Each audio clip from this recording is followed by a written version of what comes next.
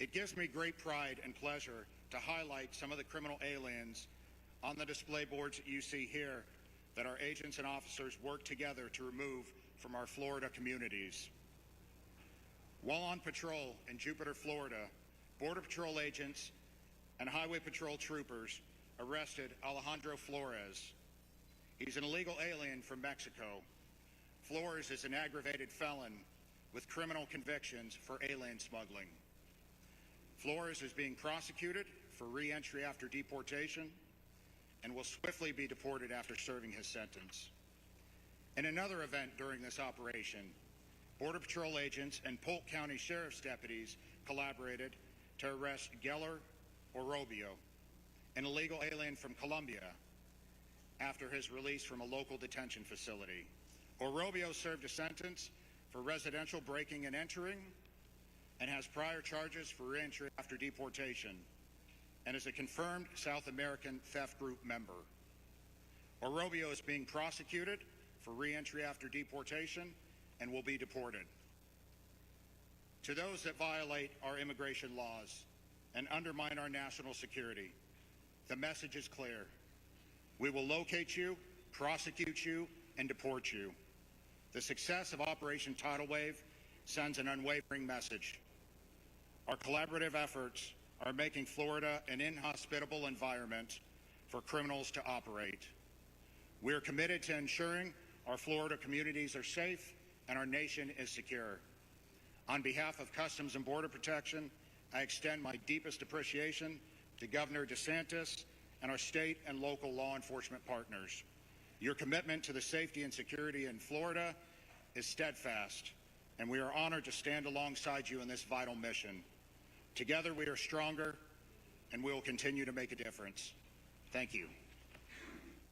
We're listening here.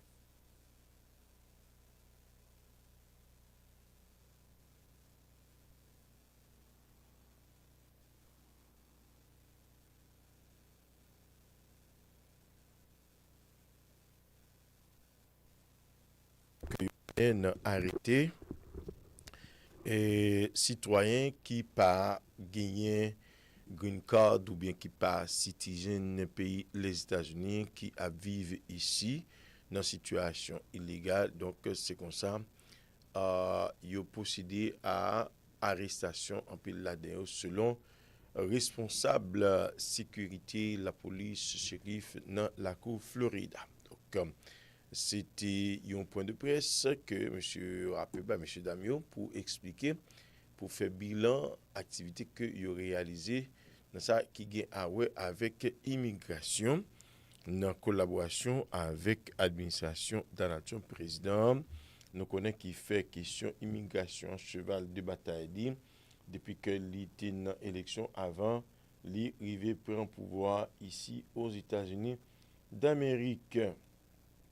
Et puis n'a faut connaître tout, n'a pour nous traverser dans la cour Chicago surtout après incident qui était la cause 4 personnes perdu la vie à cause d'une machine qui était entrée sur machine yo à dans programme after school que et bien c'est 4 personnes qui perdu la vie dans occasion dans Philadelphie matin là un gros tueur qui chaviré qui changeait bon dans route là de tueur a li et traverser séparateur pour tomber dans l'autre direction ça vient fait que gagner un blocus tête chargée puisque la Nifave dans la cour Philadelphie elle était bloquée donc situation elle était très difficile pour autorité et puis Maison Blanche dans point de presse matin Steven Miller ensemble avec Caroline Levitt et qui c'est au même deux membres administration américaine monsieur qui c'est et chef staff en dedans maison en dedans Caille Blanche madame Caroline Levy qui est responsable presse il t'a expliqué non seulement activité gouvernement mais il a misé sur question immigration ensemble avec question tarif là qui continue à faire un pile l'encre couler en dedans pays les États-Unis il a posé question concernant China est-ce que vrai China en négociation avec autorité américaine monsieur Damio ba réponse pas yo que ta question immigration et bien pour monde qui ont arrêté ou bien Abrego Garcia qui a fait des marches pour mener tourner et monsieur Miller fait comprendre que yo pas discuter diplomatie américaine nan à travers la presse. Yo rend responsable Joe Biden de tout mal qui gagne la Konya c'est lui-même qui responsable situation te chargé que pays a là économique santé quel que soit ça lié Biden est responsable. They've created some of the mess in the immigration space with the jurisprudence.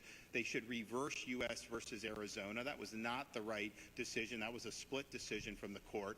And so they have an opportunity to get this basically on better footing because right now you have the policies are really being hijacked by these district judges. And they shouldn't be able to do a nationwide injunction.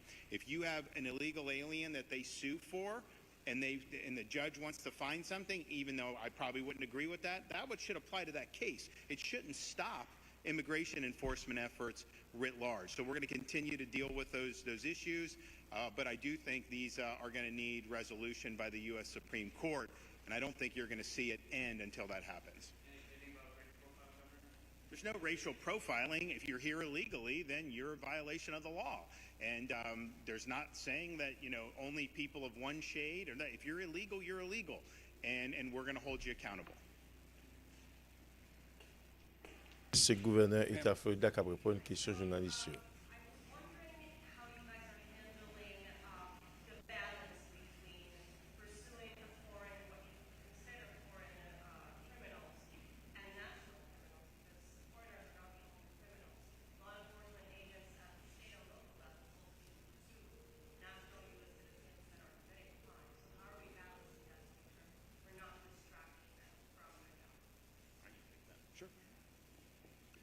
Well, our state and local, they are doing their jobs as they always do. Their role in this is to supplement the efforts that the feds are doing.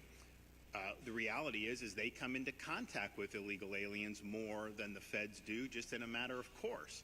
And so to have this cooperation, our highway patrol, you have people driving on the highways here illegally, we don't issue driver's license, we don't recognize driver's license, we don't recognize any ID for people here illegally in Florida, but nevertheless they're driving. Well, our highway patrol can then work with ICE and get this process moving. So it works well in harmony, and I think ultimately, if you're enforcing immigration laws consistently, I think that leads to less crime overall, and I think it ends up helping their missions. Sir.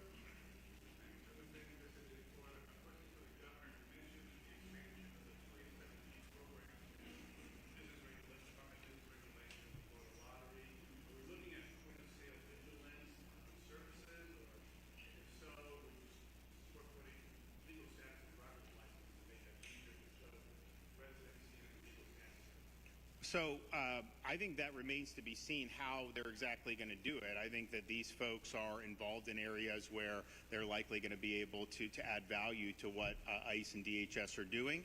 So I think just stay tuned and see how that unfolds.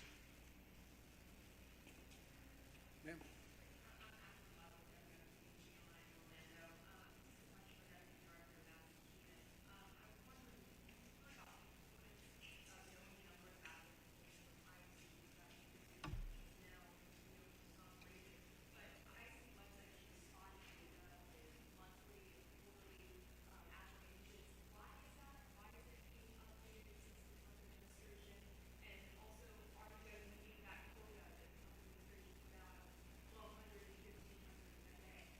Look, we work with the White House every day. We update them on the numbers every single day, and we're working closely with the president, his team directly at the White House, as well as Maine DHS team with Secretary Noem every single day. We saw the numbers we put out for the first 100 days, roughly 65,000 arrests in the first 100 days, which is truly a historic number. And I think, and the governor has mentioned this too, I think the biggest difference is the way we're counting every arrest. These are legitimate arrests. These are criminal aliens. We have zero tolerance for criminal aliens to be in this country.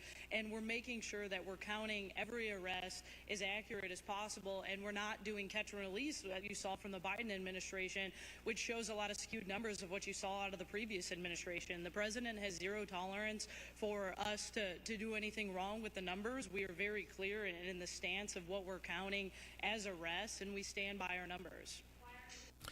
Voilà, donc nous faisons camper avec information, nous tourner avec musique, puisque dans le concert, gagné Madame Mastin dans cas quand à moi-même je vais le retirer comme dans cas ça là parce que j'ai besoin de place pour me pas là pour me pas ouais comme ça me doit me quitter nous avec Madame Mastin depuis matin m'a venu pas vrai nous content nous satisfait avec moi reste là pour Madame Mastin pour parler avec nous